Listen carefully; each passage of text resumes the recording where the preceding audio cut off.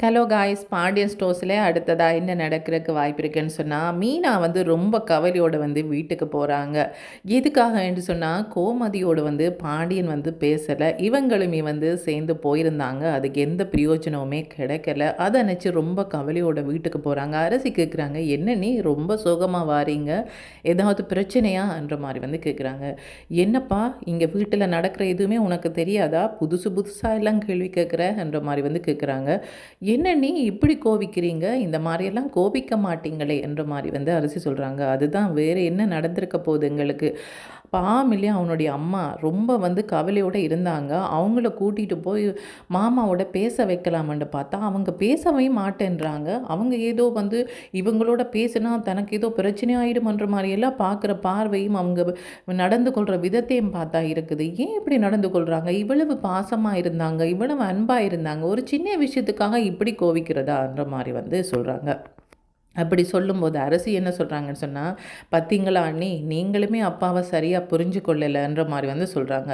இங்கே பாருங்க அண்ணி, இந்த வீட்டிலேயே அம்மாவை ரொம்ப அப்பாவுக்கு பிடிக்கும். அவங்க என்ன கேட்டாலுமே வாங்கி கொடுப்பாங்க, அவங்க என்ன சொன்னாலுமே கேட்பாங்க. அவங்களுக்கு வந்து உண்மையாக இருந்தாங்க. ஆனால் தனக்கு தெரியாமல் ஒரு விஷயத்தை பண்ணும்போது ஏன் அதை எனக்கு சொல்லலை என்ற ஒரு கவலை தான் அவங்களுக்கு ஒழிய அதை கோவம் வந்து நீங்கள் நினைக்காதீங்கன்ற மாதிரி வந்து சொல்கிறாங்க. இல்லை, அவங்க பேசி இருக்கலாம், பார்க்கும்போது பாவம் இருந்தது அத்தையை பார்க்கன்ற மாதிரி வந்து சொல்கிறாங்க. இல்லை இல்லை, இவங்களை விட அவங்க ரொம்பவே கவலைப்படுறாங்க, அதனால தான் அவங்க அப்படி இருக்கிறாங்க, உங்களுக்கு புரியலையான்ற மாதிரி வந்து சொல்கிறாங்க. யாராவது வந்து யாரையாவது நம்பி இருக்கும்போது அவங்க இப்படி ஒரு விஷயத்தை வந்து தெரியாமல் பண்ணால் எப்படி இருக்கும், உங்களுக்கு எப்படி இருக்கும்ன்ற மாதிரி வந்து சொல்கிறாங்க. நான் எல்லாம் யாரையும் நம்பி இருக்கலையப்பா, அதனால் எனக்கு அந்த பிரச்சனை இல்லைன்ற மாதிரி வந்து சொல்கிறாங்க. அப்பா வந்து ரொம்பவே வந்து அம்மாவை நம்பி இருந்தாங்க. அவங்களுக்கு இது சின்ன விஷயமா அம்மாவுக்கு இருக்கலாம், ஆனால் அப்பா பொறுத்த வரைக்கும் இதுதான் உலகமண்டு வாழ்ந்தவங்க இல்லையா, எதுக்காக இதை மறைச்சாங்க, என்னட்ட சொன்னால் நான் என்ன சொல்லிட போகிறேன் என்ற மாதிரி தான் அவங்க வந்து நினச்சி கவலைப்படுறாங்க. மற்றபடி எதுவுமே இல்லை அந்த பிரச்சனையில் என்ற மாதிரி வந்து சொல்கிறாங்க.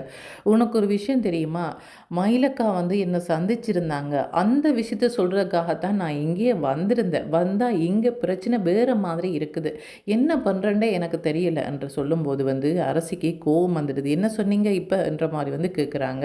இல்லை, மயிலக்கா என்னுடைய ஆஃபீஸுக்கு வந்துட்டாங்கன்ற மாதிரி வந்து சொல்கிறாங்க.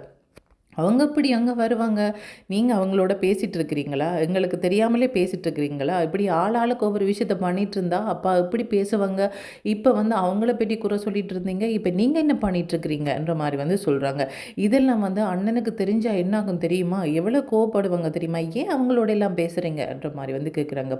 அரசி, கொஞ்சம் பொறுமையாக இரு, நான் ஒன்றும் அவங்கள்ட வீடு தோடி போய் பேசலை, அவங்களுக்கு ஃபோன் பண்ணலை, அவங்களாம் வந்து ஆஃபீஸ் வாசலில் நின்றாங்க, நான் வந்து பேசாமல் போக அவங்களாம் மீனா இந்த கதையை கொஞ்சம் கேளு, எப்படி வீட்டில் எல்லாரும் இருக்கிறாங்க, சரவணன் மாமா இன்னொரு கல்யாணம் பண்ணுற எண்ணத்துலையா இருக்கிறாங்க, அல்லது தன்னை ஏற்றுக்கொள்வாங்களா, இப்படியெல்லாம் கேட்டாங்கன்ற மாதிரி வந்து சொல்கிறாங்க. ஆமாம், இவ்வளவு நடந்ததுக்கப்புறம் அவங்களுக்கு நாங்கள் ஏற்றுக்கொள்ளுவோம்ன்ற ஒரு எண்ணம் வேறு இருக்கா, எவ்வளவு பொய்யெல்லாம் சொன்னாங்க, கொஞ்சம் கூட வந்து மனசாட்சி இல்லாமல் எல்லாமே தங்க நகை தான் கொண்டு போனேன், இவங்க ஏமாத்திட்டாங்க என்ற மாதிரி இவங்க சொல்கிறாங்க.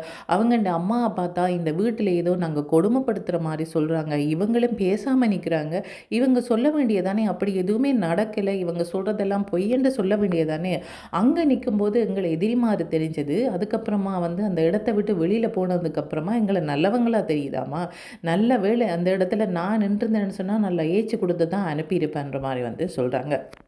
அப்படி சொல்லும்போது, இங்கே பாரு அரசி, நீ சொல்கிறது ஒரு விதத்தில் சரிதான், ஆனால் மயிலக்காண்ட இடத்துலேருந்து யோசித்து பார்த்தா ரொம்பவே கவலையாக இருக்குது, அவங்க வந்து இந்த வீட்டை ரொம்ப மிஸ் பண்ணுறாங்க போல இருக்குது, எங்களை ரொம்ப மிஸ் பண்ணுறாங்க போல இருக்குது, பாவமாக இருக்குதுன்ற மாதிரி வந்து சொல்கிறாங்க.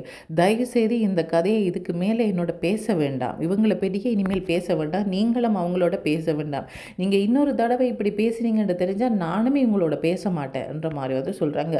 இப்படி இருக்கும்போது வந்து சரவணன் வீட்டுக்கு வந்துட்டாங்க. என்ன அரசி, என்ன கோவப்பட்டு பேசுகிற, என்ன இந்த மாதிரியெல்லாம் நீ பேச மாட்டியே, என்னாச்சுன்ற மாதிரி வந்து கேட்குறாங்க.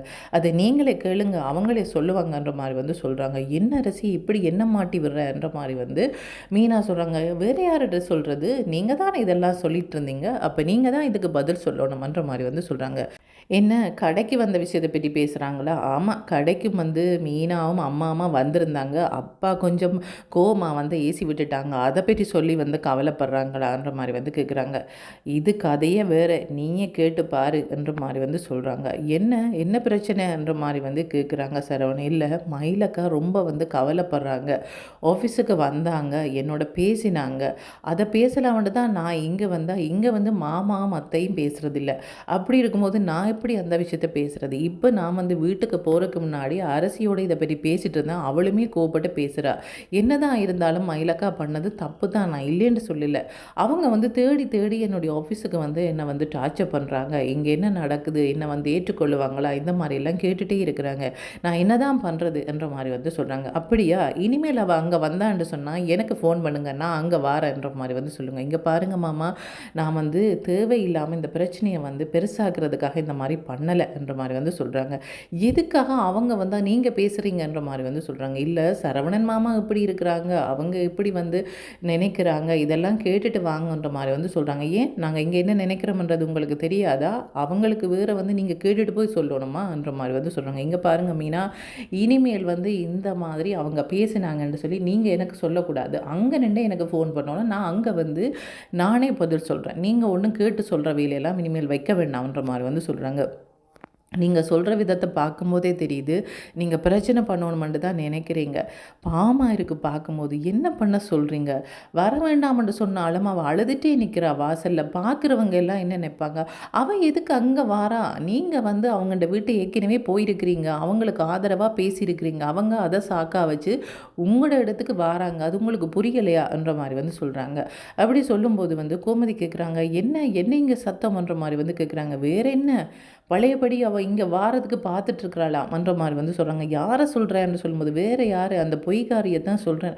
இவ்வளோ பொய் சொல்லி இந்த வீட்டை வந்து ஏமாத்தினது பத்தாதாம், இப்போ வந்து மீனாவோட ஆஃபீஸுக்கு வேற போகிறாளாம். அங்கே போய் இங்கே என்ன நடக்குதுன்னு கேட்டால் தானே வந்து எங்களை பற்றி பொய்யா சொல்கிறதுக்கு ஈஸியாக இருக்கும். அவவும் சரி, அவங்களோட அம்மா அப்பாவும் சரி, பொய் சொல்கிறதுல வந்து அவங்கள விட்டால் ஆளே இல்லை. அவ்வளோதுக்கு நல்லா பொய் சொல்லுவாங்க. இதை வேற மீனானே அக்காட்ட இருந்து கேட்டு சொல்லணுமான்ற மாதிரி வந்து இவங்க சொல்கிறாங்க.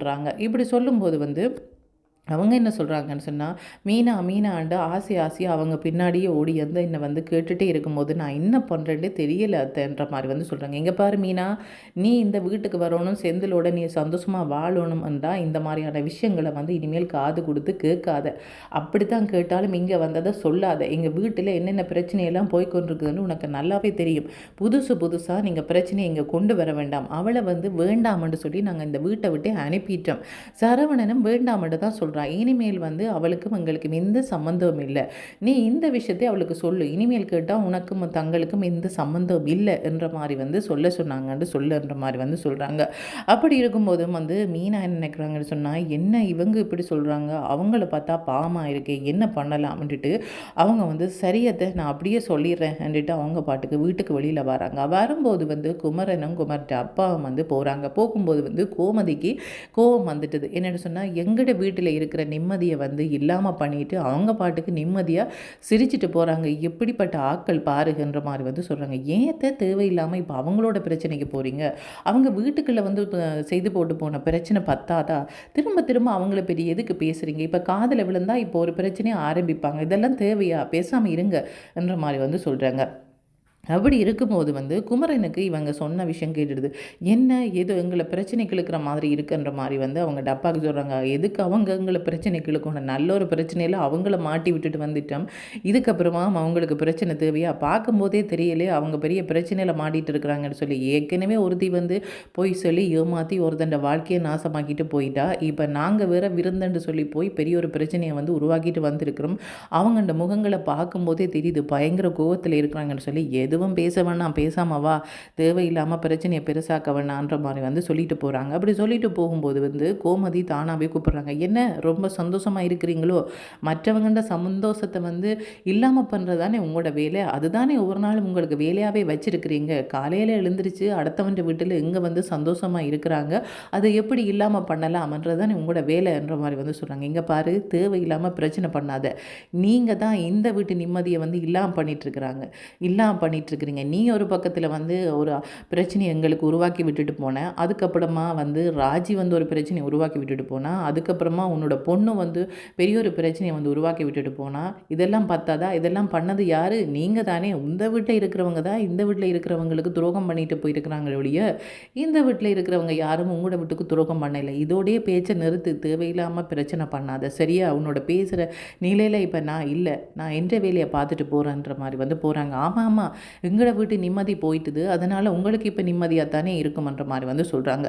சொல்லிட்டு என்ன சொல்றாங்கன்னு சொன்னா, என்ன பாசமா என்னுடைய ஹஸ்பண்ட் வந்து என்ன பார்த்தாங்க. இப்ப என்னுடைய முகத்தையே பார்த்து பேசுற நிலையில இல்ல. அவ்வளோ தூரத்துக்கு நீங்க அவர வந்து கஷ்டப்படுத்திட்டு போயிட்டீங்கன்ற மாரி வந்து சொல்றாங்க. இங்க பாரு, திரும்ப திரும்ப எங்கள வந்து பழி போடாத. அவர கஷ்டப்படுத்தினதோ, அவர பொய் சொன்னதோ, அவருக்கு பொய் சொன்னதோ, அவர ஏமாத்தினதோ நீ. நாங்க இல்ல. நாங்க வந்து உனக்கு சொல்லல. ராஜிக்கு கல்யாணம் பண்ணி வை. உன்னுடைய ஹஸ்பண்டுக்கு பொய் சொல்லு. இந்த விஷயத்த வந்து மறைச்சு கொள்ளு. சொல்லாதே என்ற மாரி எல்லாம் நாங்க சொல்லல. இங்க பாரு, உன்னுடைய பொண்ணு வந்து தண்ட கழுத்துல தானே தாலிய கட்டிட்டு குமரனை கல்யாணம் பண்ணதா வந்து பொய் சொல்லி இந்த வீட்டில் வந்து உட்கார்ந்துருந்தவ தானே.